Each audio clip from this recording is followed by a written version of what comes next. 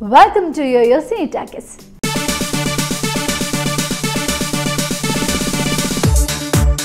చైతూతో పెళ్లికి green signal వచ్చాక సినిమాల విషయంలో సమంత ఒక్కసారిగా స్లో అయిపోయింది. నాగు కారణంగానే శామ్ సినిమాలకు దూరమవుతుందని వార్తలు వినిపించాయి. అయితే తమిళ సినిమాలకు మాత్రం సమంత సైన్ చేస్తూనే ఉంది. మరి తెలుగు సినిమాల మాట ఏంటి అంటే తాజాగా ఓ మెగా హీరో సరసన శామ్ నటించబోతున్నట్లు వార్తలు వినిపిస్తున్నాయి. మరి ఇంకెందుకు ఆలస్యం, ఆ అప్డేట్స్ పై మీరు ఓ లుక్ వేసేయండి. ధృవ సినిమా తర్వాత సుకుమార్ దర్శకత్వంలో విలేజ్ బ్యాక్ డ్రాప్ లో పీరియాడిక్ లవ్ స్టోరీ చేయబోతున్నాడు రామ్ చరణ్. ఇప్పటికే ఈ సినిమాపై చరణ్ ప్రకటన కూడా చేశాడు. దీనికి సంబంధించిన ప్రీ ప్రొడక్షన్ పనులు మొదలయ్యాయి. ప్రస్తుతం నటీనటులు సాంకేతిక నిపుణుల ఎంపిక జరుగుతోంది.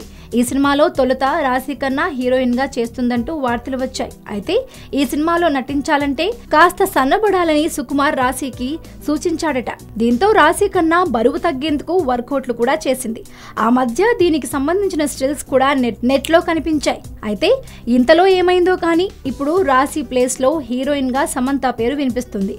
నాన్నకు ప్రేమతో విజయం తర్వాత సుకుమార్ రామ్ చరణ్ తో తీస్తున్న సినిమాకు సమంతను ఎంపిక చేసినట్లు టాలీవుడ్ వర్గాలు చెబుతున్నాయి.